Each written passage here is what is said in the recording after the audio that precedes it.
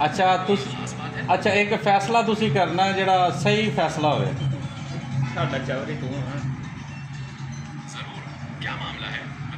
अच्छा मामला साडा कुछ ये है कि असी हैगे 3 बंदे ते तिन्ने बंदे रोटी खवाने दे कायल नहीं है, तो तुसी ये दसना है कि रोटी इस टाइम इन्हां तिन्नां च कौन खवावे, अरशद, साजिद या जवाद।